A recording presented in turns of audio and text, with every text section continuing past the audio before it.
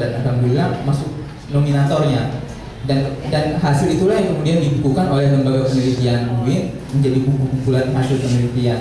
Itu waktu saya masih jadi mahasiswa S1 di Fakultas Dirasat Islamiyah. Jadi saya sebenarnya cukup berbangga dengan alma mater Fakultas Dirasat Islamiyah. Meskipun ketika itu sebenarnya susah nyari teman yang satu visi untuk sama-sama kita mengembangkan tradisi ilmiah dalam hal menulis. Dan di BEM juga waktu itu kita coba mengadakan tulisan-tulisan di mading-madingnya gitu. Mading-madingnya terisi dengan tulisan-tulisan hasil mahasiswa, tapi ternyata memang hanya tulisan saya kebanyakan yang ada di situ. Teman-teman susah dimintain nggak ada yang menulis. Jadi saya berharap sih semoga berapa tahun ya? Udah 7 tahun saya meninggalkan FDI, 6 tahun meninggalkan FDI, sudah banyak perubahan di sini yang sudah terjadi. Semoga saja. Sudah pada pegang ya? Oh ya udah. Oke, kalau saya mulai dari tentang galau penelitian skripsi dan tesis ini, sebenarnya pertanyaan yang sering muncul ketika mulai menulis penelitian adalah mulainya dari mana? Gitu. Dari mana kita mulai? Nah, apalagi di FDI, saya merasakan sendiri FDI dan juga hal yang sama terjadi di pascasarjana yang sekolah pascasarjana bukan yang fakultas. Karena kita di sini bukan seperti adab yang fokus pada sastra dan budayanya. Kita di sini masuk usuluddinnya, masuk syariahnya, juga adabnya, kayak gitu. Jadi teman-teman seringkali bingung mulainya mana gitu. Ini banyak sekali hal yang menarik. Kita mulai studinya dari mana? Nah, kalau jawaban saya simpel saja ketika itu. Mulai dari yang paling kita minati, passion kita. Gitu. Passion kita ketika kita belajar di kelas, kita tertariknya yang mana nih gitu. Mata kuliah apa yang paling menarik bagi kita? Kalau mau lebih clear lagi, lihat KHS-nya gitu. Mana mata kuliah yang paling tinggi rata-ratanya? Kalau saya jujur masalah sastra Arab, ampun deh, banyak yang C, nahu sorofnya kayak gitu, walaupun rata-rata B. Nah, tapi ketika mata kuliah tauhid atau ilmu kalam, kemudian tayrat fikriyah, dulu sama Pak Dr. Masri Masyarbidin, masih mengajar nggak sih? Sudah pensiun ya.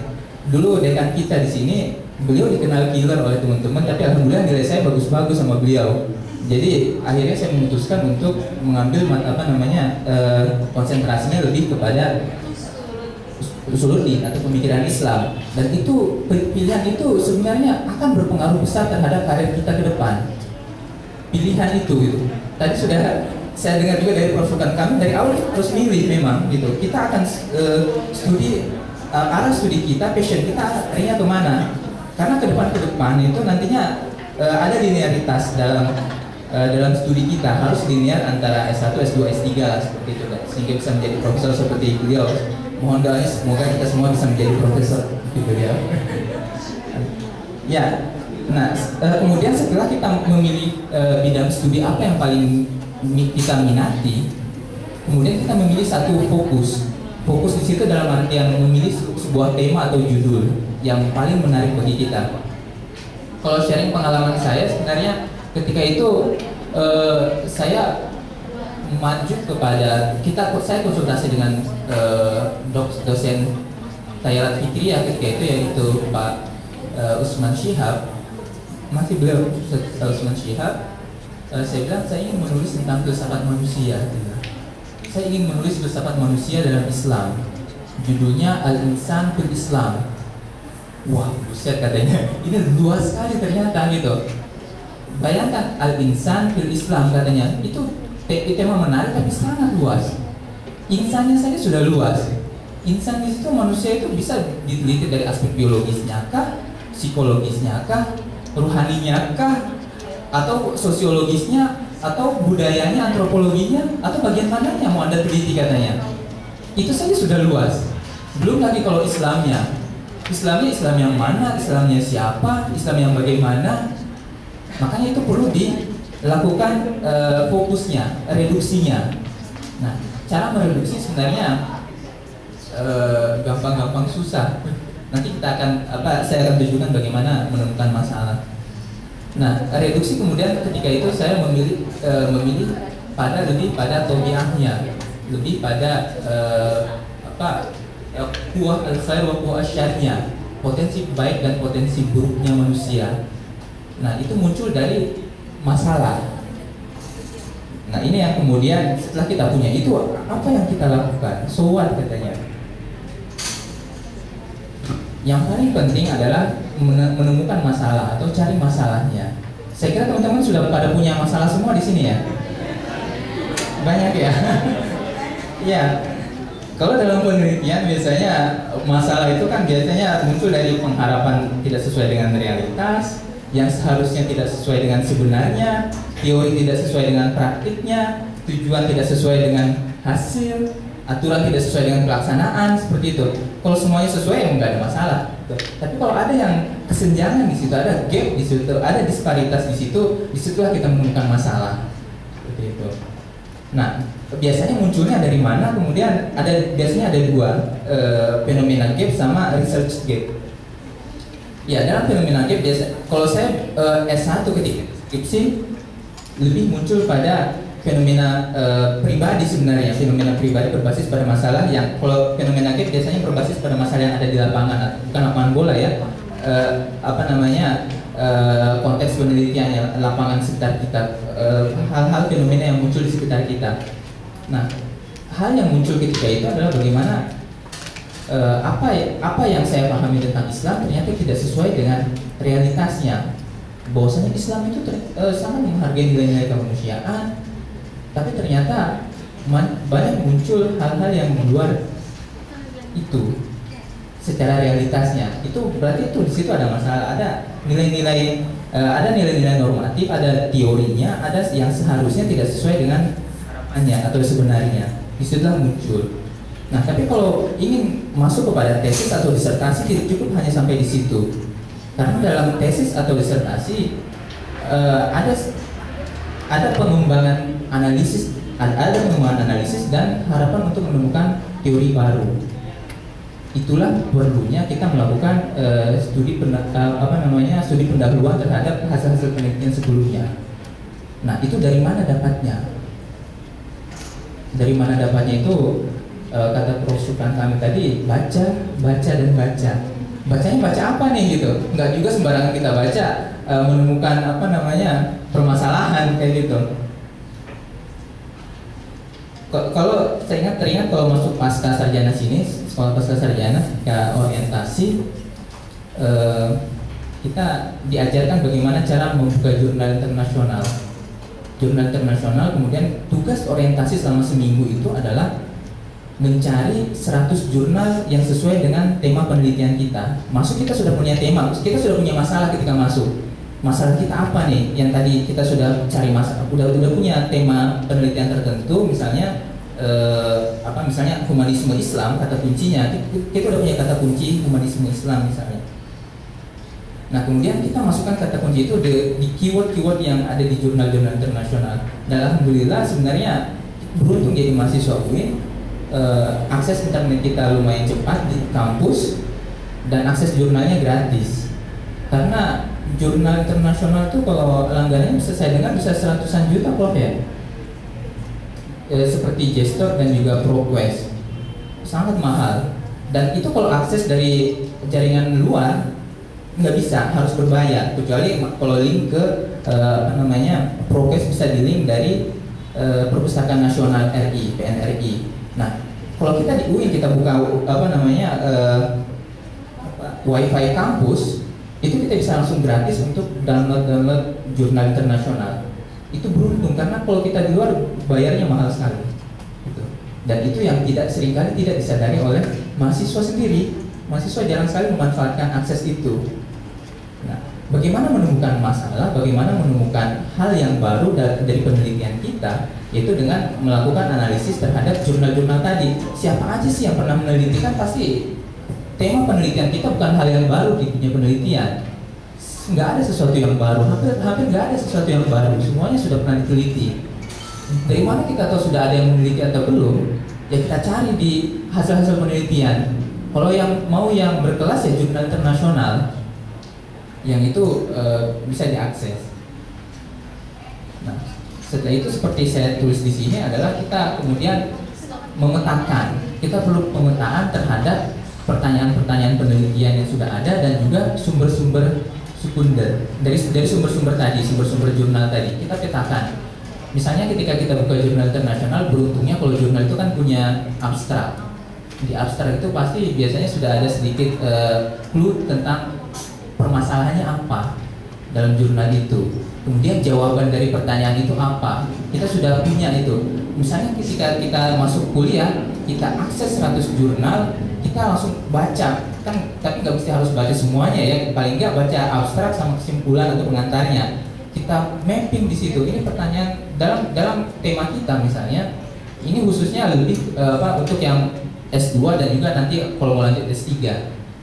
Ketika kita sudah punya map seperti itu, kita mapping apa saja pertanyaan-pertanyaan penelitian yang muncul ketika kita mengkaji tema kita, misalnya tema tertentu, humanisme Islam misalnya, atau tema apapun yang saudara-saudara kerjakan, itu pasti sudah ada pertanyaan penelitiannya seperti apa, permasalahannya seperti apa, jawabannya seperti apa. Kita sudah punya mapnya. Jadi mahasiswa baru harusnya itu sudah punya. Kalau di SPS seperti itu, kita dari awal jadi sudah punya gambaran bahwasanya kita sudah punya penelitian apa, kita sudah punya gambaran penelitian-penelitian di bidang kita itu apa saja yang sudah ditemukan, apa saja yang belum. Nah, yang belum itulah yang akan kita kejar dari penelitian kita, sehingga penelitian kita punya unsur analisis pengembangannya, ada bahkan bisa menemukan teori baru, dan itu yang harusnya dituntut dari mahasiswa S2 S3.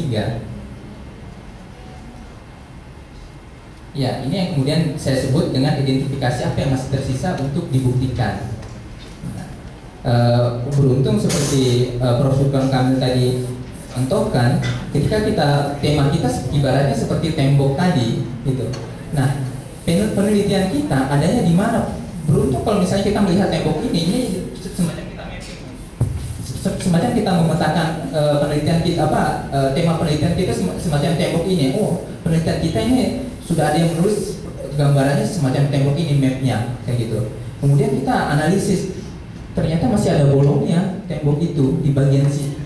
Dan penelitian kita itu untuk menutupi untuk menambal yang bolong-bolong tadi. Nah, disitulah ada signifikansi dari hasil penelitian kita. Bahwasanya penelitian kita itu memang bermanfaat, ada manfaatnya secara pengembangan teori dan bagus-bagus, tapi secara prakteknya bisa secara praktek kayak gitu. Nah, kemudian dari situ kan mencari sumber-sumbernya, sumber-sumber primer. Sumber-sumber primer sangat tergantung apakah kita tergantung bidang kajian kita. Apakah kita ingin mengkaji naskah, apakah kita ingin mengkaji tokoh. Kalau di skripsi saya lebih mengkajinya Al-Quran, tafsir filsafat manusia dalam Al-Quran, akhirnya dirasa maudhu'iyah, potensi baik buruk manusia dalam Al-Quran. Nah, dirasa tafsir tematiknya. Saya kemudian sangat terbantu dengan Maktabah Syamilah sebenarnya. Pada punya semua kan Maktabah Syamilah ya. Ya. Ketika membuka Maktabah Syamilah, misalnya satu kata kunci tertentu, satu ayat tertentu bisa langsung dibandingkan dengan beberapa tafsir misalnya, gitu. Baru kemudian saya catat menurut Ibnu Katsir misalnya di juz berapa, halaman berapa, baru kemudian cari di bukunya di perpustakaan, karena di Maktabah Syamilah nggak tahu sekarang ya, kalau dulu nggak ada nggak ada penerbitnya, nggak ada tahunnya biasanya, dan itu kita harus cross check ke perpustakaan cari kitab aslinya. Tapi sangat terbantu dari Maktabah Syamilah itu.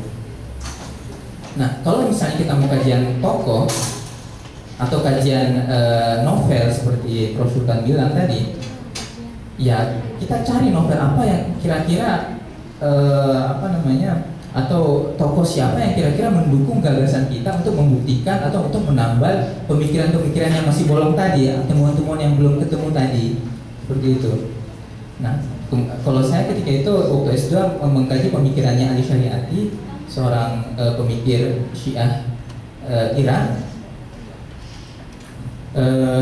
Kita cari sumber-sumber primernya. Sumber primer maksudnya sumber utama yang ditulis langsung oleh Ali Syariati. Itu yang agak susah biasanya sumber primer.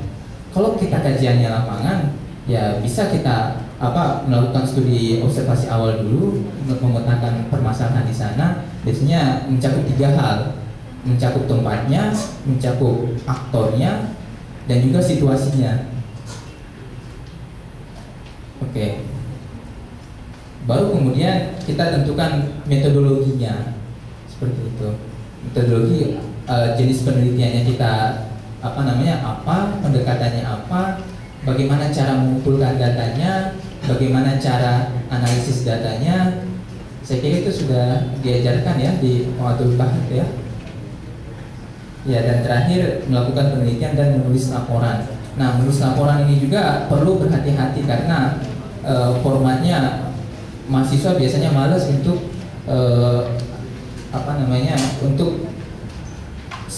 melakukan penulisan yang sesuai dengan kaidah begitu, asal sesukanya saja, padahal ada format-format yang harus diikuti. Itu biasanya ada buku pedomannya, yang harus, karena masing-masing institusi punya masalah yang berbeda, punya buku pedoman yang berbeda-beda. Ya.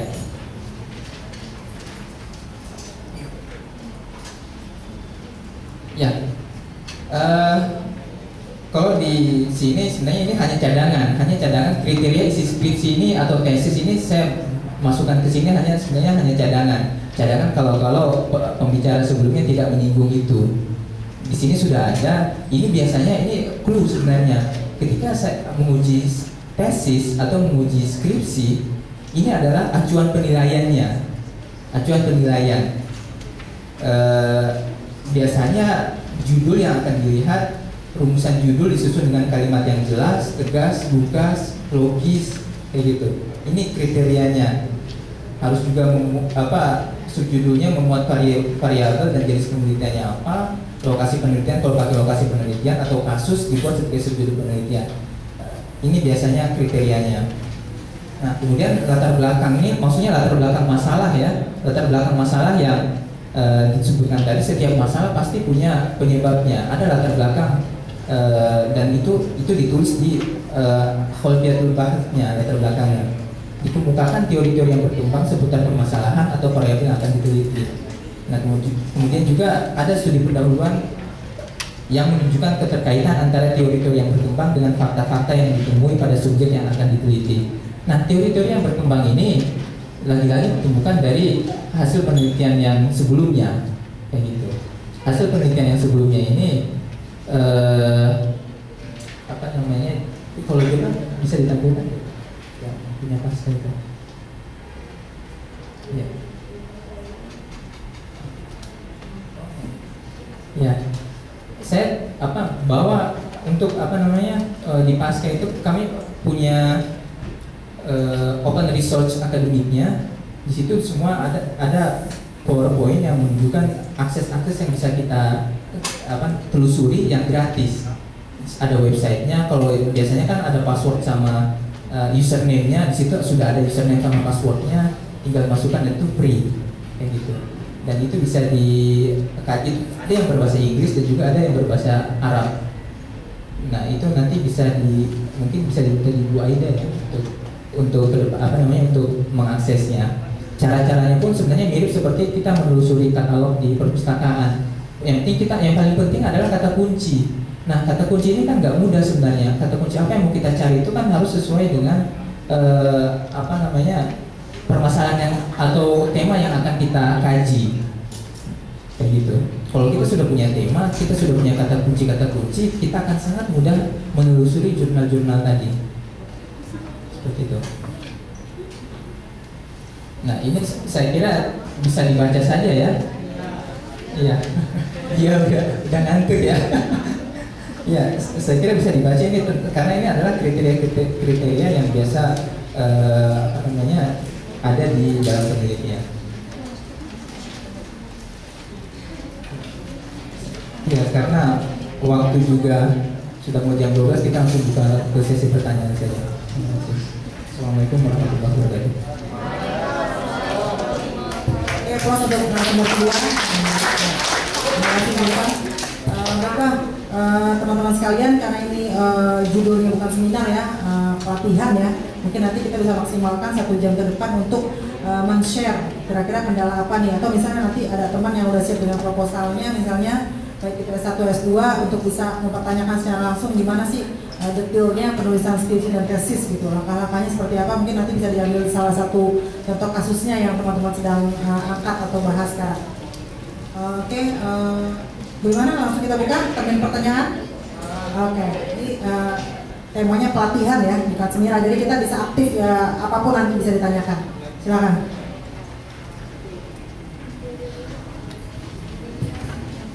Mungkin mau diawali oleh Mas Yoga. Oke, bisa maju Mas.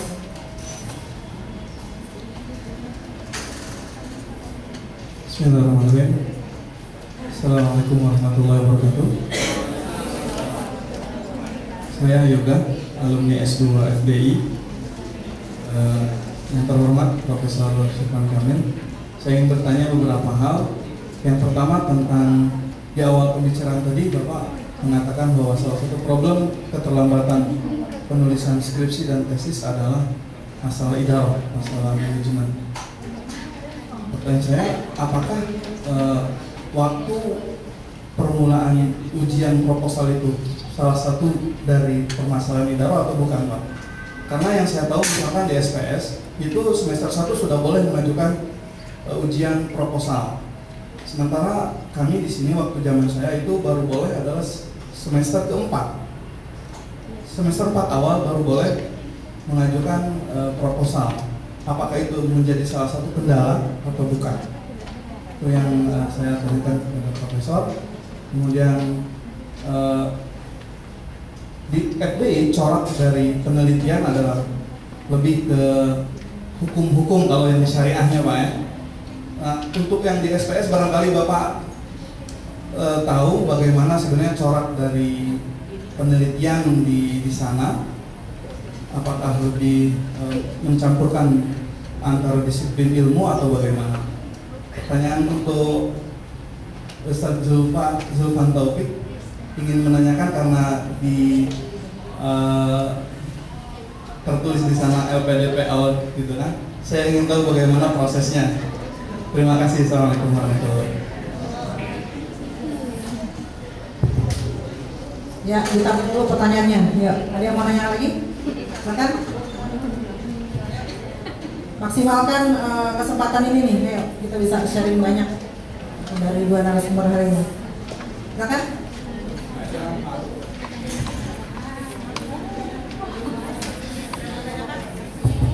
Ya, silakan. Mas, benar. Atau skripsinya udah bab 4 semua nih jalannya. Boro-boro ya, mau masalah juga belum. Masalah galau semua nih, masalah skripsi nggak ada, nggak nemu. Oke, silakan. Ya teman-teman sekalian. Nah, Haris mungkin mau nanya. Ditodong aja. Oke, silakan.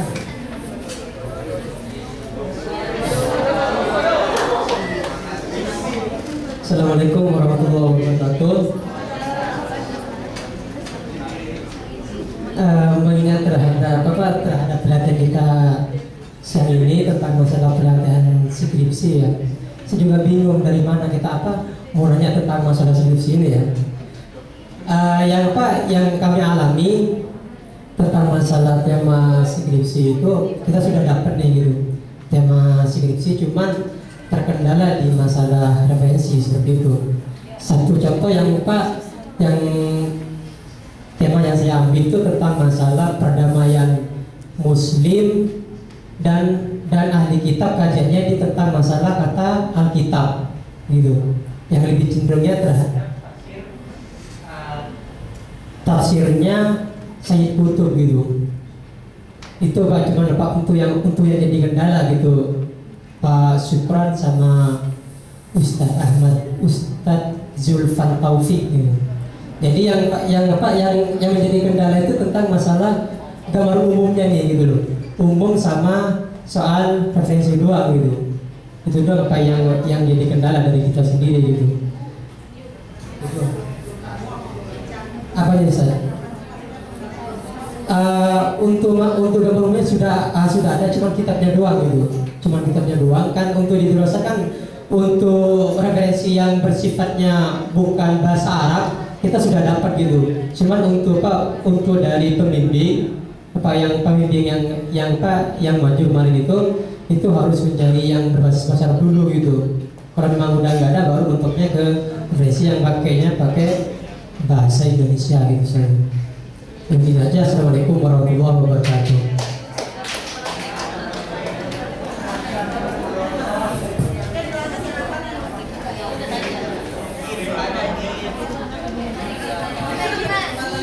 Bagaimana Prof? Zulfan, kita tampung atau bisa langsung jawab? Nah, satu lagi Prof ya, nanti buka tangan lagi. Baik. Bagaimana Prof? Tidak. Apa? Kita tunggu apa satu? Siapa? Gina. Gina.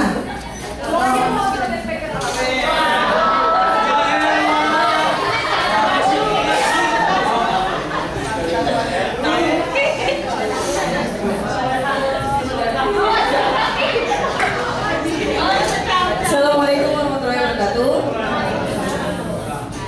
Ini bukan kayak pertanyaan sih ya.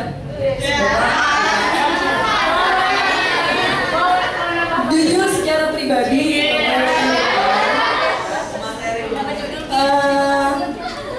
kendala saya di dalam menulis proposal skripsi itu salah satunya adalah khalqiyatul bahas, latar belakang ya. Itu kendalanya. Kenapa saya kendalanya di situ? Karena nggak pandai untuk merangkai kata gitu. Jadi kalau saya tanyain, itu proses cara pembuatan latar belakang itu apa dulu gitu, awalannya, akhirnya, tengahnya, akhirnya apaan dulu gitu Pak. Terima kasih. Assalamualaikum warahmatullahi wabarakatuh.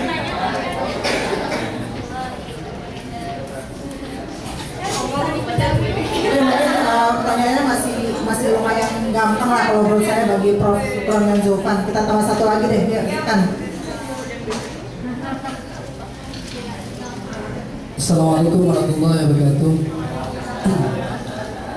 Nama saya Abdul Ghafur, saya dari mahasiswa S2 Fakultas Dirasat Islamiyah. Pertanyaan saya pertama kan tadi masalah di dalam. Saya mungkin adik kelasnya Kak Yoga kali ya. Ketika kita masuk ke FTI S2 itu, kita kan disuruh mengajukan untuk proposal tesis yang nanti mananya proposal itu akan sesuai dengan tesis kita.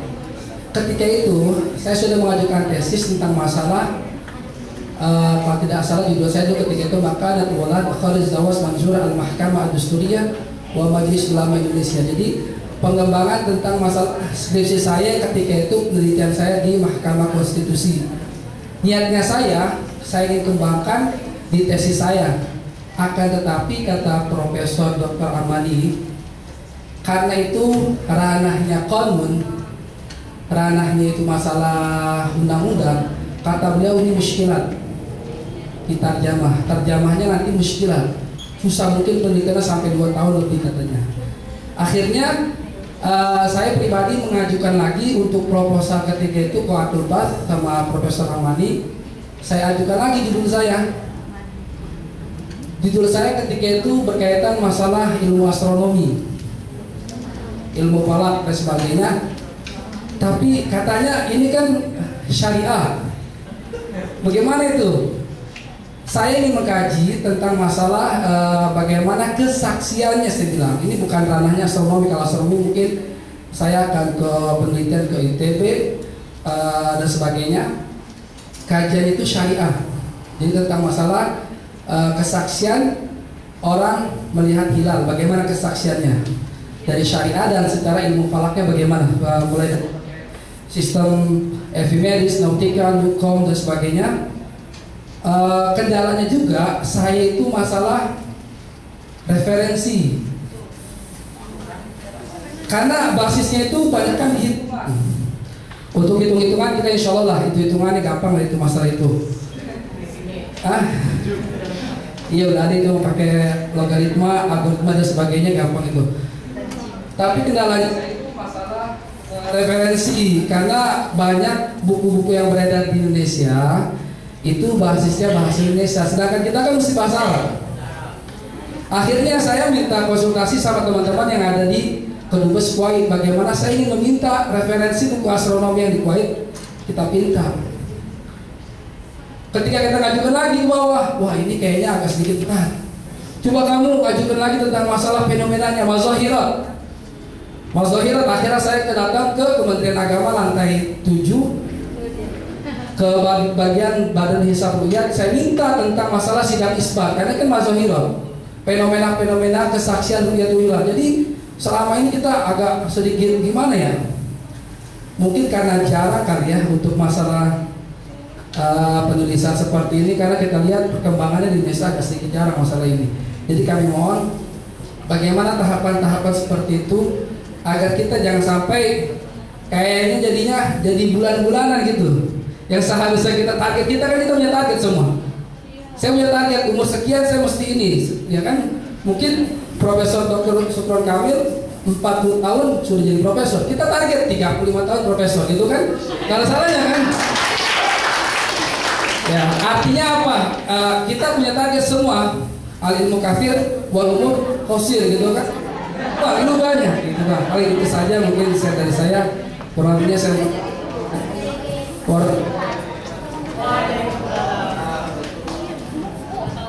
Terima kasih pada untuk sesi pertama ya. Di sini semuanya bisa ditanyakan ya, dari nomor HP sampai nomor rekening ya. Tapi yang agak menjurus sedikit lah ke skripsi dan tesis. Oke, baik, kami berikan kesempatan pada Prof. Supron dan Zulfan untuk menjawab. Satu mungkin dari Prof. Supron dulu. Terima kasih. Ya, terima kasih. Saya kira cukup banyak, bukan di belakang ada satu lagi. Nanti kalau ada waktu masih kita kan satu. Ya, saya siap sama satu selebihnya saya berikan. Terus sekalian, pertama yoga tadi ya. Ya, di beberapa tempat waktu pengajuan tesis jelas terkait dengan manajemen yang itu tidak hanya manajemen diri, tapi juga manajemen perguruan tinggi. Kalau di universitas lain, apalagi di barat, pertama masuk saja sudah harus punya riset apa. Apalagi kalau misalnya S3 kita itu bagi riset, itu jelas kerjaannya hanya riset. Kalaupun ada kuliah yang masih dibutuhkan, bisa saja di S1, bisa saja di S2. Jadi harusnya dimungkinkan, ya paling tidak di semester 2 atau 3 harus bisa mengajukan dulu.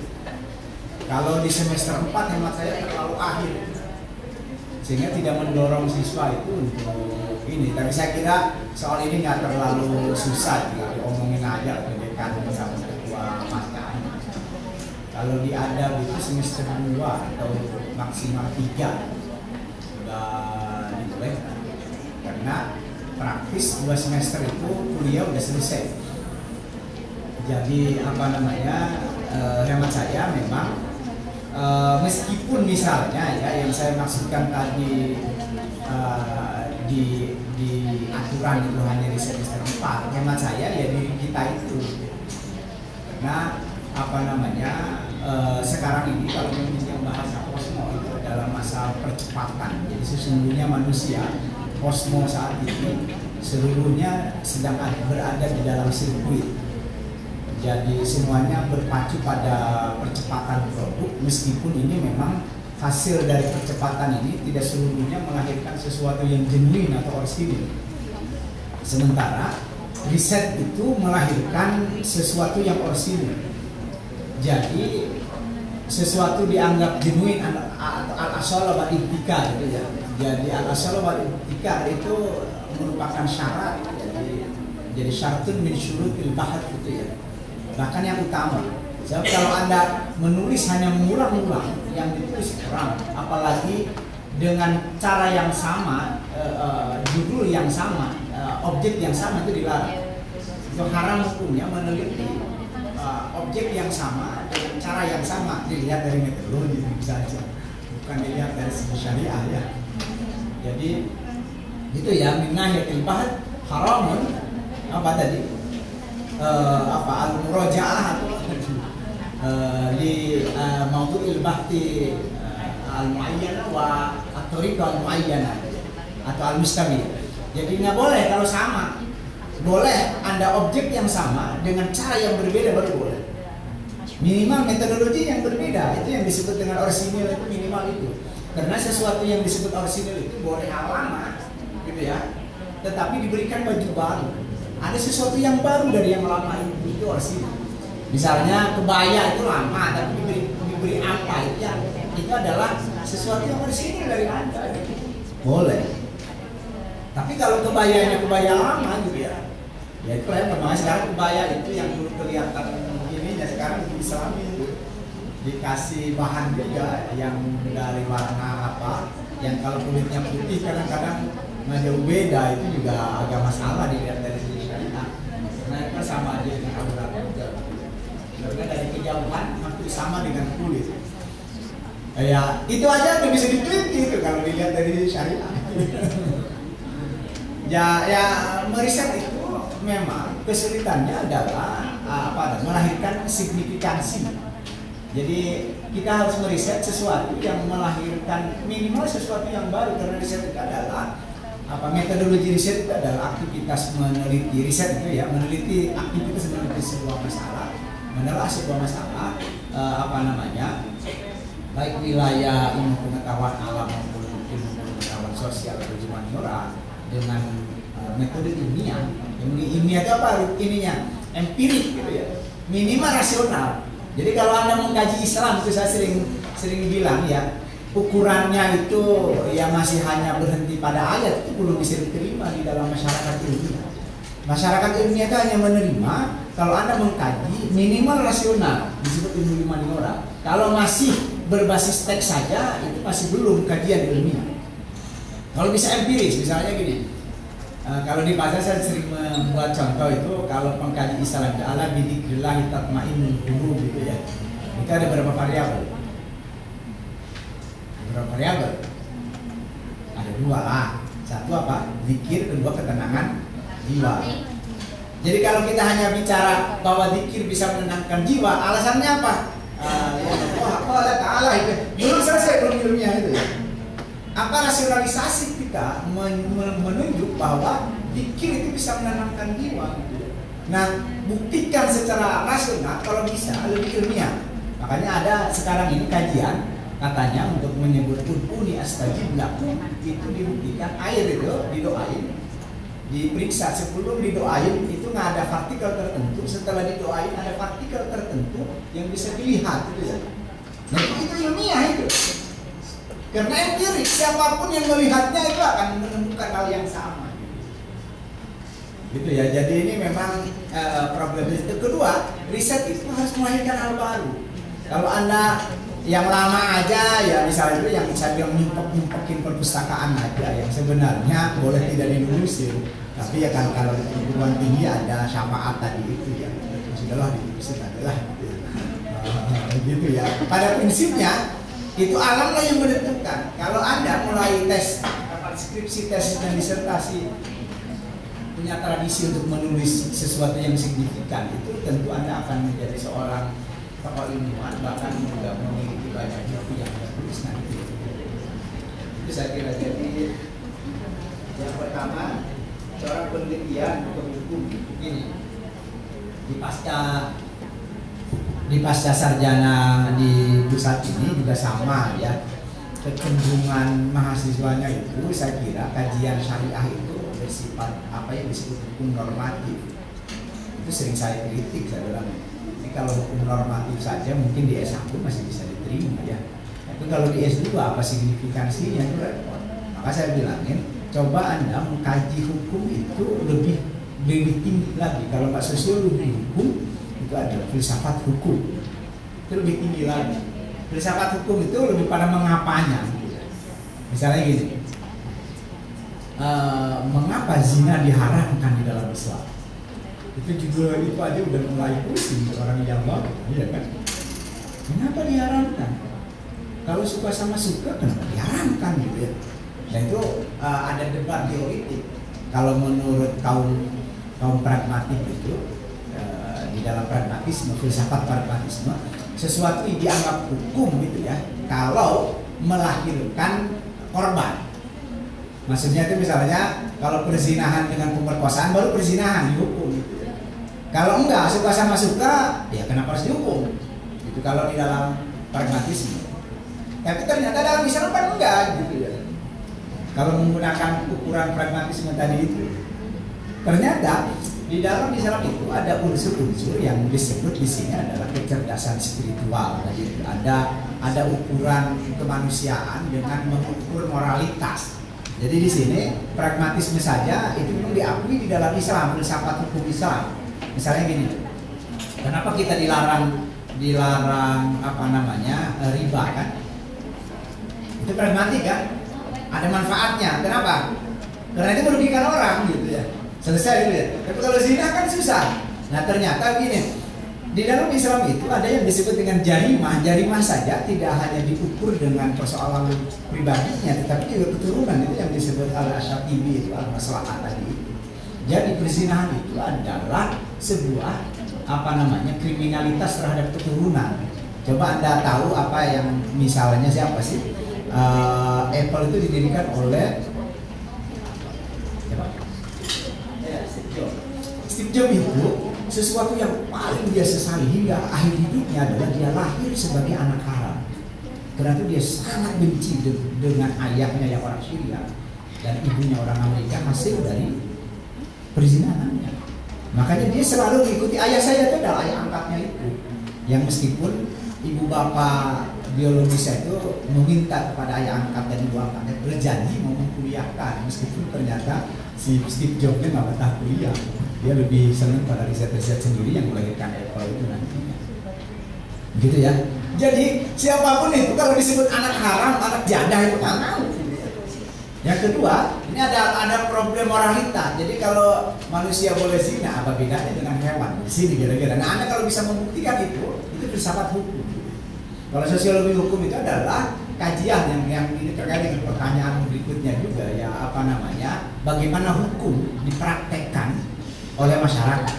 Misalnya gini, kenapa sih hukum di Indonesia itu sudah dahsyat sekali, persoalan korupsi boleh menghukum mati, tapi kenapa korupsi masih banyak merajalela? Ini persoalan budaya hukum, persoalan sosiologi hukum. Ini ada budaya hukum penegak hukum yaitu kepolisian, gitu ya.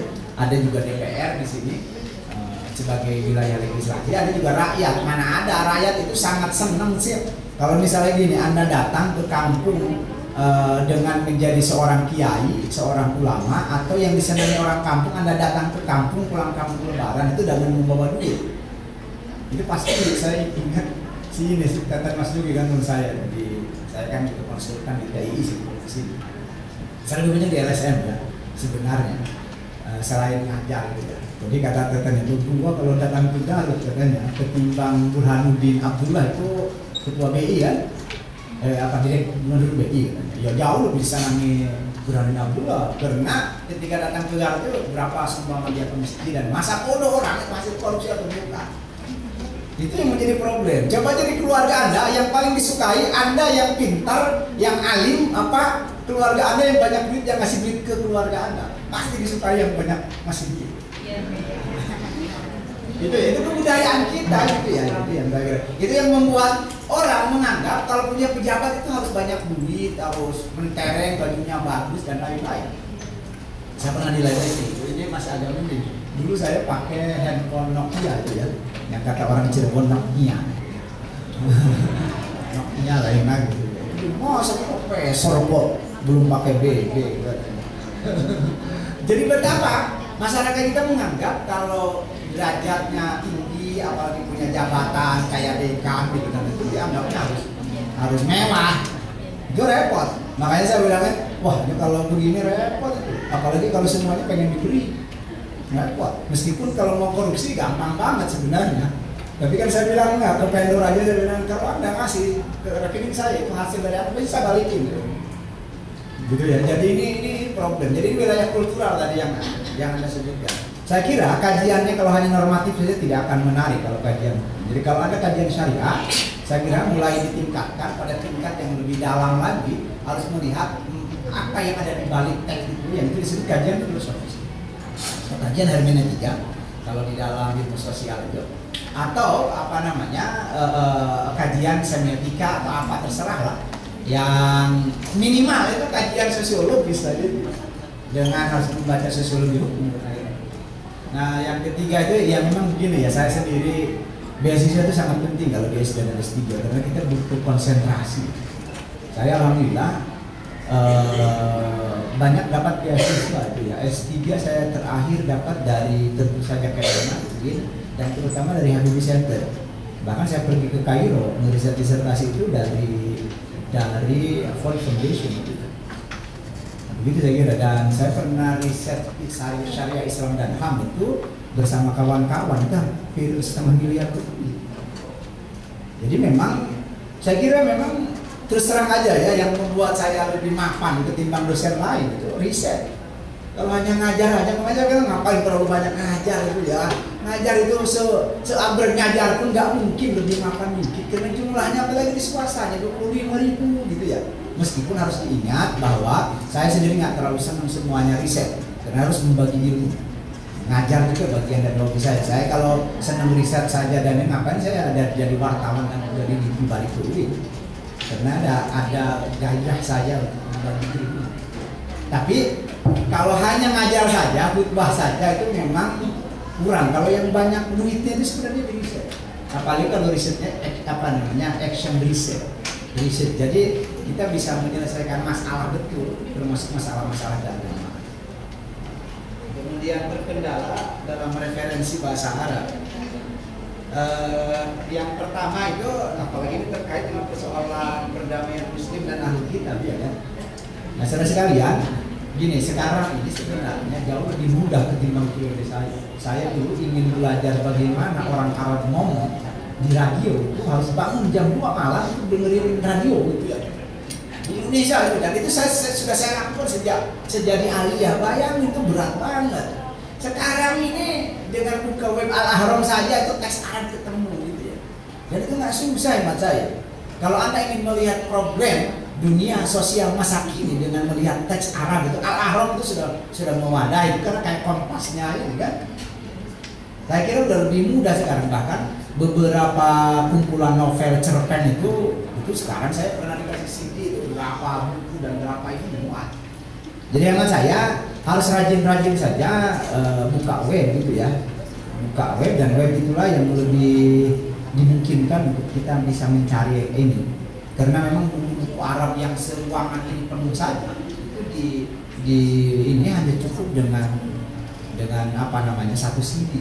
Misalnya terakhir saya kemarin itu, meskipun kalau saya kan nggak punya banyak waktu ya, biasanya saya minta saja. Yang saya bimbing kemarin itu salah satunya sekarang udah jadi kajur di bahasa dan sastra Arab, apa namanya Yen Padang. Dia rajin sekali kalau saya minta itu, Pak jangan sungkan kalau Bapak minta, saya bilang coba saya carikan kumpulan puisi dari Adonis. Dia kasih termasuk Takamit, kalau Mutahawil saya belum punya, justru punya Indonesianya gitu ya. Dan saya merasa ada sesuatu yang terjemahan itu yang salah gitu ya. Saya baca teksnya ternyata benar.